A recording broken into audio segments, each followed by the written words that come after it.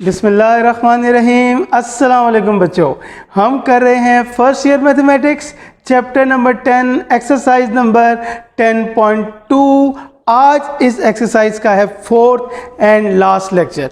बच्चों, आज के लेक्चर के अंदर हम एक बहुत ख़ास टॉपिक के बारे में पढ़ेंगे।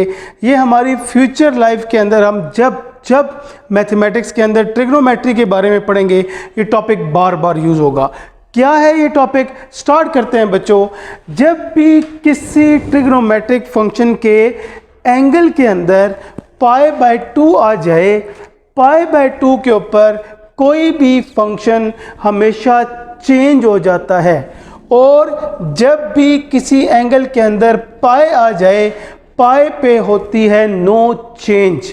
इस बात का क्या मतलब, चेंज और नो चेंज? बच्चों, यही बात अभी आपको बहुत डिटेल के अंदर इंशाल्लाह एक्सप्लेन करते हैं। तो पहले हम इस चीज़ को याद कर लेते हैं। π/2 पे चेंज और π पे होती है नो चेंज। साइन का फंक्शन चेंज होता है कॉस के अंदर, कॉस चेंज होगा साइन के अंदर। टेन चेंज होता है कॉट के अंदर, कॉट चेंज होगा टेन के अंदर। सीकेंड चेंज होता है कोसीकेंड के अंदर और कोसीकेंड चेंज होगा सीकेंड के अंदर। अब बच्चों, लास्ट लेक्चर में हमने बहुत डिटेल के अंदर क्वाड्रेंट्स के बारे में पढ़ा था। जल्दी से इसको रिवाइज कर लेते हैं। हमारे पास total 4th quadrant, first, second, third and fourth quadrant होते हैं। हर क्वाड्रेंट का 90 डिग्री का एंगल होता है। फर्स्ट क्वाड्रेंट का एंगल होता है 0 से लेके 90 डिग्री तक। 90 डिग्री को π/2 रेडियन भी कहते हैं। सेकंड का एंगल 90 से लेकर 180 डिग्री तक होता है। 180 को पाई रेडियन भी कहते हैं। थर्ड का एंगल 180 से 270 डिग्री या 3π/2 होता है। फोर्थ का एंगल 270 से लेके 360 डिग्री या 2π भी होता है। इसके बाद हमने लास्ट लेक्चर में ये बात भी पढ़ी थी, फर्स्ट क्वाड्रेंट में होते हैं all positive. All means all trigonometric function, sine, cos, tan, cot, secant, cosecant, सारे फंक्शन की वैल्यू फर्स्ट क्वाड्रेंट में पॉजिटिव होती है। सेकंड में सिर्फ और सिर्फ साइन पॉजिटिव होते हैं और साइन के रेसिप्रोकल जो होता है कोसिकेंट वो पॉजिटिव, बाकी सारे नेगेटिव होंगे।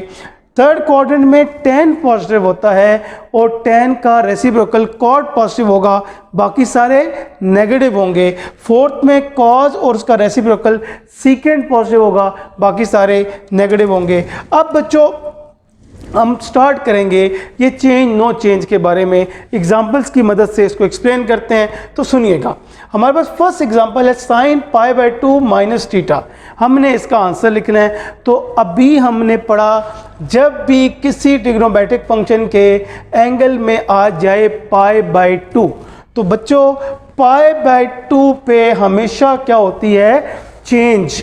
और साइन फंक्शन है तो साइन का फंक्शन चेंज किस में होता है, कॉस के अंदर। π/2 पे चेंज, साइन चेंज होगा कॉस के अंदर, कॉस लिखेंगे और साथ ये एंगल लिखेंगे जो कि माइनस थीटा है। ये थीटा माइनस में हो प्लस में हो, इस बात से हमें कोई कंसर्न नहीं। π/2 पे चेंज, साइन चेंज होगा कॉस में और आगे साथ ये एंगल लिख देंगे। एक और एग्जांपल फिर रिपीट करते हैं इस बात को। ये लिखा है tan π माइनस थीटा। बच्चों, ये एंगल में लिखा हुआ है पाई और हमने अभी पढ़ा पाई पे होती है नो चेंज। कोई भी फंक्शन पाई पे चेंज नहीं होता। इसका मतलब है tan will remain as it is. ये tan चेंज नहीं होगा, इसलिए ये tan ही लिखा जाएगा और आगे जो एंगल है माइनस में या प्लस में, it will remain as it is. तो ये बन जाएगा tan ऑफ थीटा। पहली बात, π/2 पे चेंज होगी और पाई पे क्या होगी, नो चेंज। अब दूसरी और आखिरी बात, जब हम किसी फंक्शन को चेंज या नो चेंज अप्लाई कर देंगे, उसके बाद हम इस क्वेश्चन का क्वाड्रेंट देखेंगे। जी बच्चों, और क्वाड्रेंट देखने के लिए हमेशा देखा जाता है उस क्वेश्चन का एंगल। यहाँ पे एंगल है फर्स्ट एग्जांपल में π/2 माइनस थीटा।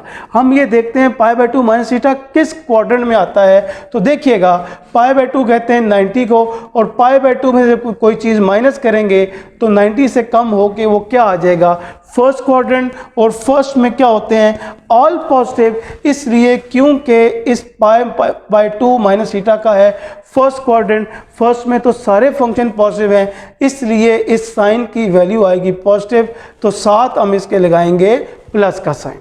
अब सेकंड एग्जांपल को देखते हैं। tan pi minus theta pi पे होती है, नो चेंज, tan लिखा रहेगा, साथ ये एंगल।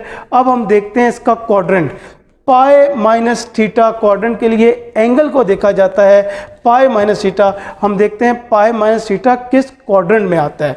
तो देखिएगा बच्चों, पाई कहते हैं 180 को, पाई या 180 में से जब कोई चीज़ माइनस होगी तो 180 में से कम हो जाएगा, और कौन सा क्वाड्रेंट आ जाएगा, सेकंड क्वाड्रेंट। तो पाई माइनस थीटा का हमारे पास है सेकंड क्वाड्रेंट। तो अब हम ये देखते हैं सेकंड क्वाड्रेंट में tan की वैल्यू क्या होती है। सेकंड में तो साइन पॉजिटिव होता है और tan नेगेटिव होता है, इसलिए क्वाड्रेंट की वजह से इसके साथ लगाएंगे माइनस का साइन। दो एग्जांपल और करते हैं बच्चों। cos pi by 2 plus theta, अब अगेन एंगल में आ गया pi by 2, we know that pi by 2 पे होती है चेंज, और cos वाला फंक्शन चेंज होता है साइन के अंदर, क्योंकि ये cos है, ये चेंज हो जाएगा cos से, ये हो जाएगा साइन, और आगे ये एंगल लिख देंगे। जब हम चेंज या नो चेंज कर लेते हैं उसके बाद जी बच्चों, उसके बाद हम इस पूरे फंक्शन का क्वाड्रेंट देखेंगे, और क्वाड्रेंट देखने के लिए हमेशा एंगल देखा जाता है। एंगल है पाई बाय 2 प्लस थीटा, ये है पाई बाय 2, पाई बाय 2 कहते हैं 90, 90 में से माइनस हो जाए तो फर्स्ट क्वाड्रेंट। अब 90 या पाई बाय 2 में कोई चीज़ प्लस करेंगे तो आगे चले जाएंगे, और कौन सा क्वाड्रेंट है, सेकंड क्वाड्रेंट। सेकंड क्वाड्रेंट में इसकी वैल्यू देखते हैं। सेकंड में तो साइन पॉजिटिव होता है, और कॉस की वैल्यू क्या होती है, negative, because of second quadrant. अब कुछ बच्चे देखते हैं ये तो साइन आ रहा है, और साइन तो सेकंड में पॉजिटिव होता है, हमने इसको नहीं देखना, हमेशा लेफ्ट फंक्शन को देखना है। लेफ्ट फंक्शन कॉस है, और कॉस की वैल्यू सेकंड फंक्शन में होती है नेगेटिव। लास्ट एग्जांपल बच्चों, साइन पाई प्लस थीटा। पहली बात, पाई पे चेंज के नो चेंज, पाई पे no change, no change means sine as it is रहेगा, और साथ क्या लगाएंगे, थीटा, ये फंक्शन चेंज नहीं होगा।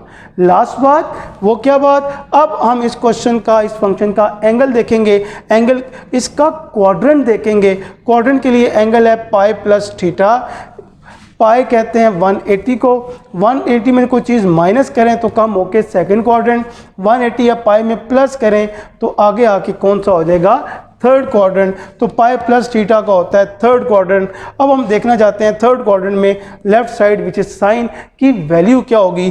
थर्ड में tan होते हैं पॉजिटिव, साइन की वैल्यू क्या होती है, नेगेटिव। ये बच्चों कॉन्सेप्ट आज यूज़ होगा सिर्फ 2 क्वेश्चंस के अंदर। हमने कोशिश की आपको इसके बारे में बताया। सेम टॉपिक अभी हम 10.2 कर रहे हैं, इसके बाद हम 10.3, 10.4, 10.4 के बाद हम करेंगे 10.1। तो ये सेम टॉपिक सारे का सारा 10.1 पूरी एक्सरसाइज में दोबारा यूज़ होगा। तो उस वक्त इसको एक दफ़ा दोबारा से हम आपके लिए क्या करेंगे, एक्सप्लेन करेंगे। जैसा कि भी आपको बताया आज सिर्फ 2 क्वेश्चन में यूज़ होगा, अप्लाई करते हैं, दोबारा आपके लिए रिवाइज करेंगे। तो देखिएगा बच्चों, आज का फर्स्ट क्वेश्चन है 10.2। लास्ट लेक्चर में हमने क्वेश्चन नंबर 11 तक किया था। आज स्टार्ट करेंगे 12 से। 12 क्वेश्चन हम बाद में करेंगे, पहले करेंगे 13 को। तो स्टेटमेंट है, if alpha plus beta plus gamma is equal to 180 degree. Alpha beta gamma आमतौर पर ट्राइंगल के एंगल्स होते हैं और उनका सम दिया हुआ है 180 के। शो दैट, हमने प्रूफ करना है cot alpha cot beta plus cot beta cot gamma plus cot gamma cot alpha is equal to 1। हमें गिवन में एक ही चीज़ दी हुई है which is alpha plus beta plus gamma is equal to 180।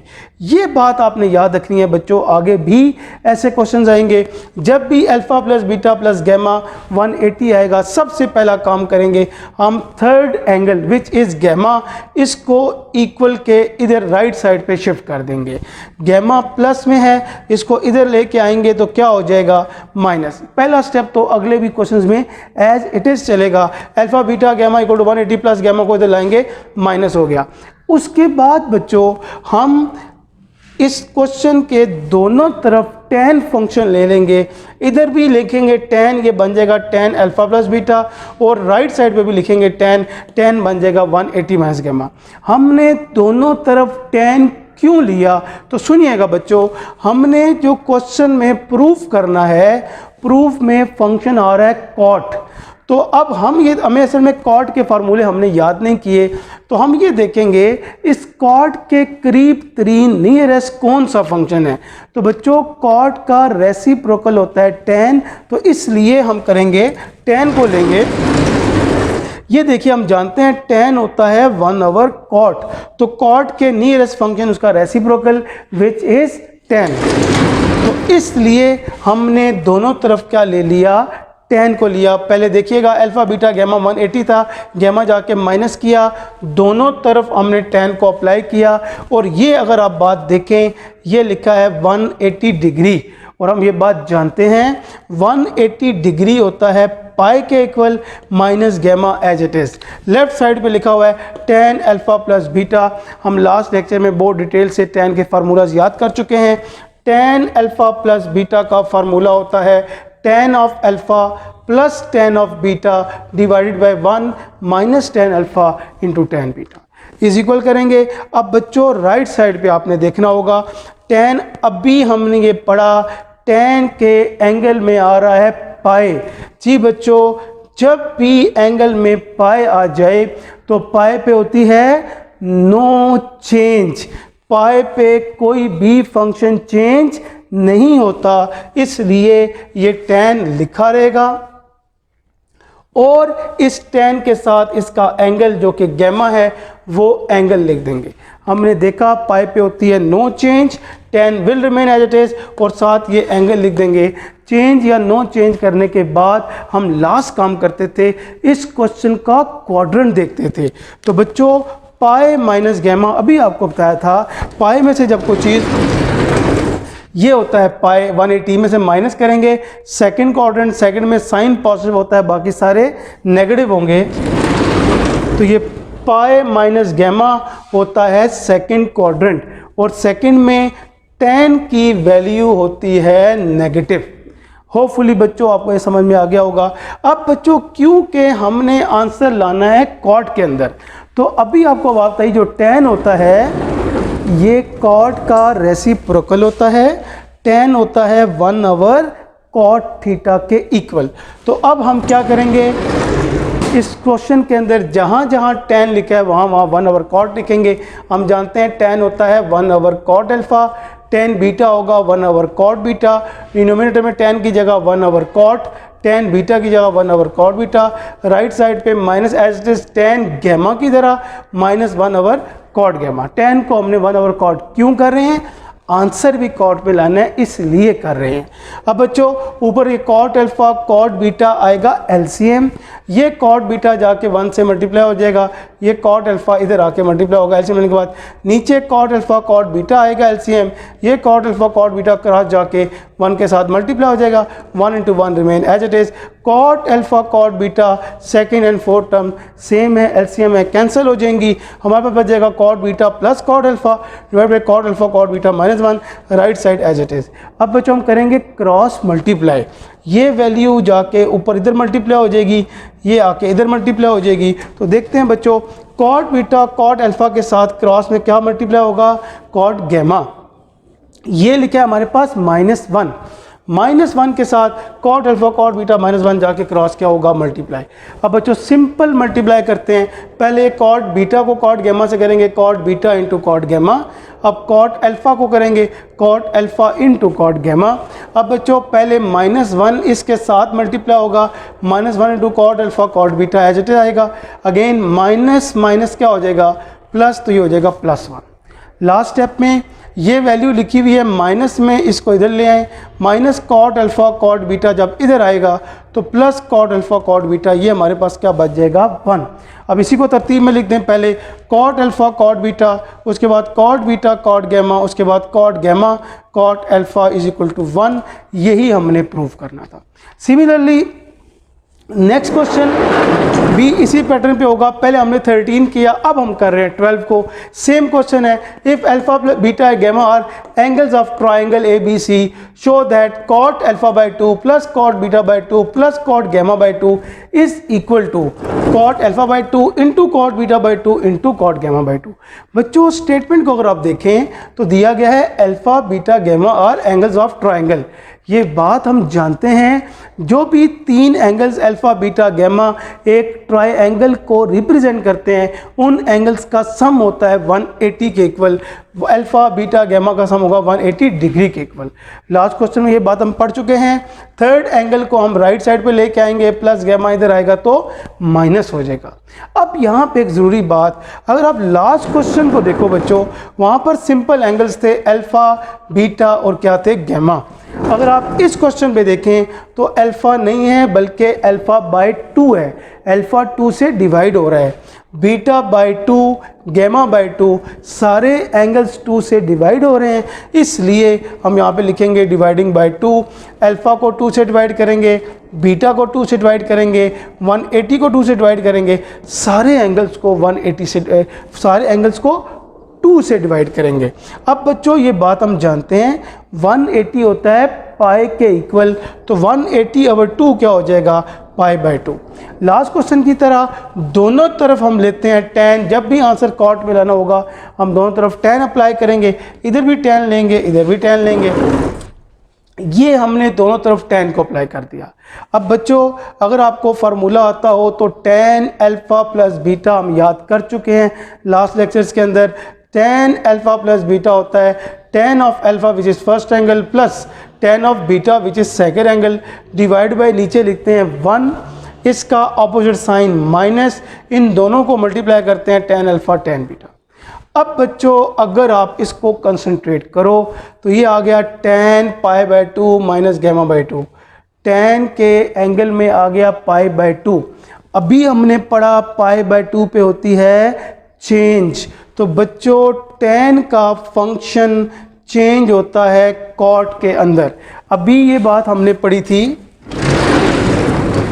Pi by 2 पे change और tan किस में चेंज होता है, कॉट के अंदर। तो एंगल में आ गया पाई बाई 2 पे चेंज, tan चेंज होगा कॉट में, उसके बाद ये एंगल लिखते हैं जो भी ये लिखा हुआ है गैमा बाई 2 लिखा रहेगा। अब बच्चों हम क्वाड्रेंट देखेंगे तो पाई बाई 2 में से जब कोई चीज़ माइनस हो जाए, पाई बाई 2 होता है 90 से माइनस करेंगे आएगा फर्स्ट क्वाड्रेंट। तो पाई बाई 2 में से कोई चीज़ माइनस करेंगे फर्स्ट क्वाड्रेंट, और फर्स्ट में तो होते हैं ऑल पॉजिटिव, तो इसके साथ लगाएंगे प्लस का साइन। अब बच्चों आपको बताया था हमने tan को कन्वर्ट करना होता है कॉट के अंदर, एक ही तरीका है, tan कॉट का रेसिप्रोकल होता है।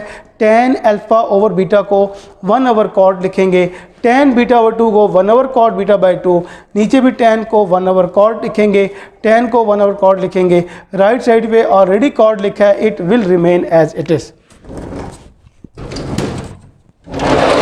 अब बच्चों अगर आप नोट करो तो ये cot alpha by 2 cot beta by 2 हमारे पास ये दोनों एलसीएम आ जाएंगे, ये कॉट बीटा जाके ऊपर मल्टीप्लाई होगा कॉट अल्फा बाई 2, ये आके मल्टीप्लाई हो गया। डिनोमिनेटर में भी cot alpha by 2 cot beta by 2 ये दोनों एलसीएम आएंगे, cot alpha by 2 cot beta by 2 जाके ऊपर क्रॉस 1 से मल्टीप्लाई हो जाएगा, माइनस 1 इंटू 1 1 ही आएगा। अगर आप देखें second term cot alpha by 2 cot beta by 2 and fourth term cot alpha by 2 cot beta by 2 ये आपस में कैंसिल हो जाएंगे। हमारे पास जो रिमेनिंग टर्म बचेगी cot beta by 2 plus cot alpha by 2 divided by cot alpha by 2 cot beta by 2 minus 1, right side as it is. Cross multiply बच्चों, नीचे डिवाइड हो रहा है ऊपर जाके मल्टीप्लाई करेंगे, ये सारी वैल्यू कॉट गैमा बाई 2 के साथ मल्टीप्लाई हो जाएगी।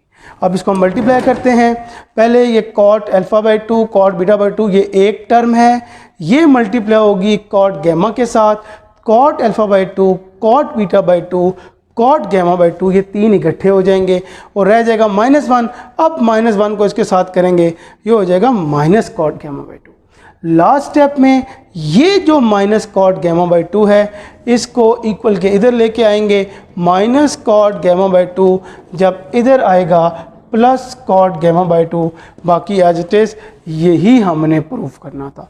ये दो क्वेश्चन थे बच्चों, सेम पैटर्न पे थे, होपफुली आपको क्लियर हुए होंगे।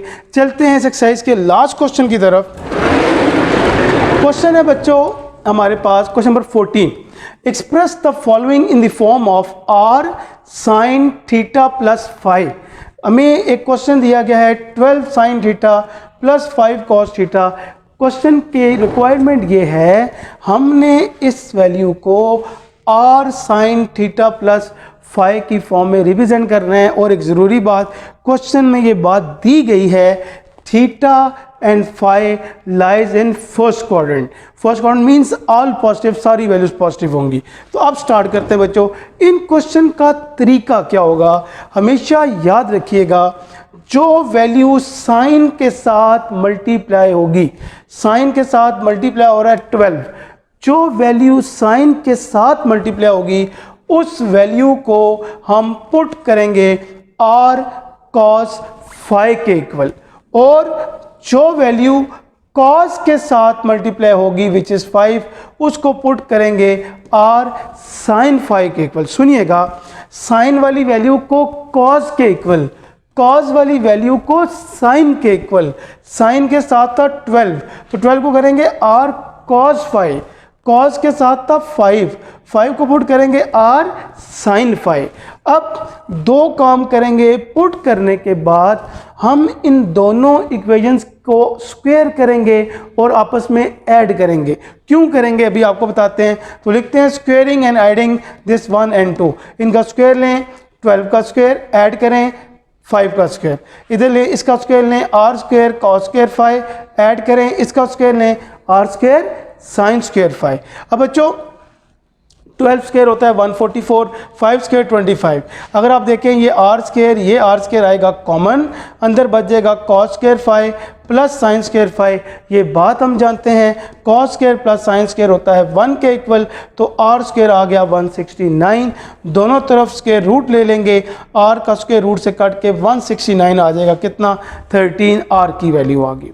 जिस तरह हमने इन दो इक्वेशन को स्क्वायरिंग एडिंग क्यों किया, ताकि हमें r की वैल्यू फाइंड हो जाए। अब एक काम और करेंगे, वो कौन सा काम, अब इन दो इक्वेशंस को आपस में डिवाइड करेंगे। इस तरह डिवाइड करेंगे कि हमारे पास 10 बन जाए। तो 10 डिवाइड करने, 10 बनाने के लिए हम साइन को ऊपर रखेंगे। देखते हैं बच्चों, dividing by 1 and 2, dividing 1 and 2 को आपस में डिवाइड करते हैं। डिवाइड करने के लिए साइन वाली वैल्यू को ऊपर रखें न्यूमरेटर में, r sin फाई डिवाइड करें r cos फाई से। साइन की वैल्यू थी 5, 5 ऊपर आएगा, cos की वैल्यू थी 12, 12 नीचे आएगा। सर ये आपने साइन को ऊपर क्यों रखा, जैसा कि अभी आपको बोला हमने tan बनाना है, तो tan बनाने के लिए साइन ऊपर cos नीचे होना चाहिए, r कट जाएगा, साइन ओवर cos होता है tan। उसके बाद हम लास्ट में फाई की वैल्यू फाइंड करते हैं। फाई को अकेला करने के लिए tan इधर जाएगा, tan का इन्वर्स हो जाएगा। इसके बाद ये बात आपको एंड में रिपीट कर देते हैं। हम लोग जो इक्वेशन नंबर 1 थी उसको दोबारा देखें, 12 sin थीटा 5 cos थीटा। अब इस जो मेन इक्वेशन 1 थी उसमें वैल्यूज़ को पुट करते हैं। साइन के साथ आ रहा है 12, हमने 12 को पुट किया था r cos फाई, तो 12 को लिखेंगे r cos phi sin theta as it is. ये cos के साथ आ रहा है 5, हमने 5 को पुट किया था r sin फाई, तो 5 को लिखेंगे r sin phi cos theta as it is. अगर आप नोट करें तो ये लिखा हुआ है r, ये लिखा हुआ है r, r और r को हम लेंगे कॉमन। जब r कॉमन आएगा बचेगा cos phi sin theta, sine को पहले लिख दें sin theta cos phi, plus उसके बाद ये लिख दें cos थीटा sin फाई। ये देखें अगर आप, तो एक फार्मूला बन गया, sin alpha cos beta plus cos alpha sin beta, या आपको याद होगा sin of first cos of second, cos of first sin second, sin alpha cos beta, cos alpha sin beta होता है sin अल्फ़ा प्लस बीटा। तो ये हमारे पास आंसर आया r sin theta plus phi. हमने क्वेश्चन में यही बनाना था, r sin theta plus phi. R की वैल्यू हम फाइंड कर चुके हैं 13 और फाई की वैल्यू tan इनवर्स 5/12। तो अब बच्चों इन क्वेश्चन में याद रखिएगा 4 मेन बातें हैं। जो वैल्यू साइन के साथ उसको पुट करेंगे r cos फाई, जो cos के साथ उसको पुट करेंगे r sin फाई। इन दोनों को स्क्वेयरिंग और एडिंग क्यों करेंगे? ताकि r की वैल्यू फाइंड हो जाए। उसके बाद इन्हीं दो इक्वेशंस को डिवाइड करेंगे ताकि फाई की वैल्यू फाइंड हो जाए। जब r और फाई फाइंड कर लेंगे मेन इक्वेशन को लिखेंगे, 12 की वैल्यू पुट करेंगे और कॉमन लेंगे, खुद ब खुद हमें ये फॉर्म मिल जाएगी। इसी के एक दो पार्ट्स और कर लेते हैं। तो देखिएगा बच्चों,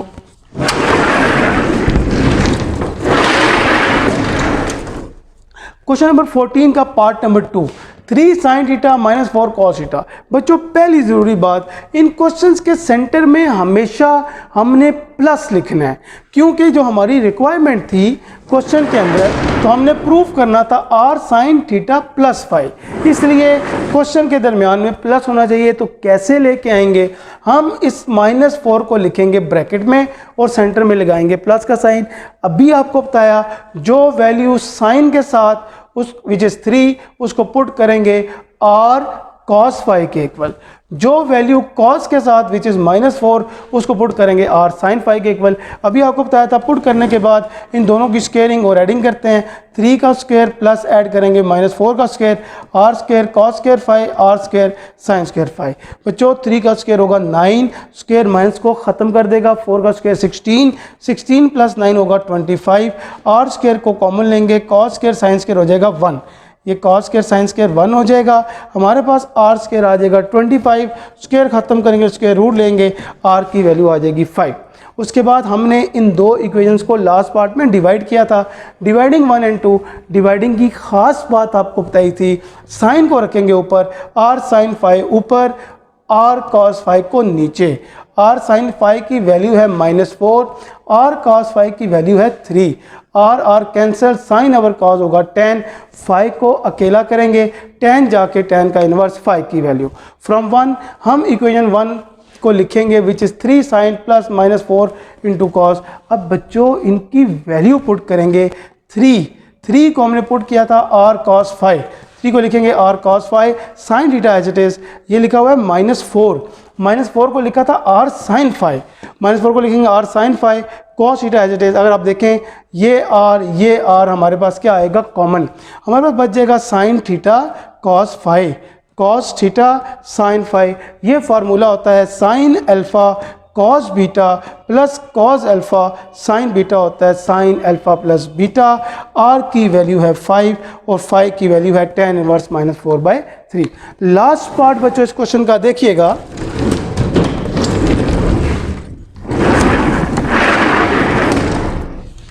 बच्चों सेम क्वेश्चन है, वही कुछ करना है। Part number 3 sine theta minus cos theta को रिप्रेजेंट करना है। तो पहली बात, अगर आप देखें साइन के साथ कुछ भी मल्टीप्लाई नहीं हो रहा, 1 मल्टीप्लाई करेंगे, सेंटर में लगाएंगे प्लस का साइन, कॉस के साथ लिख देंगे -1। अब बच्चों जो साइन के साथ वैल्यू है उसको पुट करेंगे r cos फाई के इक्वल, जो cos के साथ वैल्यू है उसको पुट करेंगे r sin फाई के इक्वल। उसके बाद हम इन दोनों इक्वेशन की स्क्वेयरिंग और एडिंग करते हैं, 1 का स्क्वायर लेंगे, ऐड करेंगे, -1 के स्क्वायर के अंदर इधर r का स्क्वायर cos स्क्वायर फाई हो जाएगा, r square sin square phi, 1 का स्क्वायर 1, स्क्वायर माइनस को ख़त्म करके 1 का स्क्वायर 1 प्लस 1 2 आएगा, r square common, cos square plus sin square 1, square ख़त्म करेंगे, स्क्वायर रूट लेंगे, r की वैल्यू आएगी। इसके बाद हम इन दोनों इक्वेशंस को आपस में डिवाइड करेंगे, r cancel, sine over cos 10, phi को निकालने के लिए 10 जाके इन्वर्स होगा। इक्वेशन नंबर 1 को दोबारा लिखेंगे, अगर आप नोट करें ये लिखा हुआ है +1 पुट किया था r cos फाई के equal, r cos phi sine theta as it is, ये लिखा हुआ है -1 पुट किया था r sin फाई, -1 को लिखेंगे r sin phi cos theta as it is. अगर आप नोट करें cos r और r आएगा कॉमन, हमारे पास बच जाएगा sin theta cos phi cos theta sin phi, ये हो जाएगा sin अल्फ़ा प्लस बीटा का फार्मूला, r की वैल्यू स्क्वायर रूट 2 और फाई की वैल्यू tan इनवर्स -1। ये थे बच्चों आज के क्वेश्चंस। एक्सरसाइज 10.2 आज हमने कंप्लीट कर ली। होपफुली आपको ये समझ में क्वेश्चंस आ गए होंगे। इंशाल्लाह बच्चों नेक्स्ट लेक्चर में हम स्टार्ट करेंगे एक्सरसाइज नंबर 10.3। बच्चों अपना ख्याल रखिएगा। अल्लाह हाफिज़।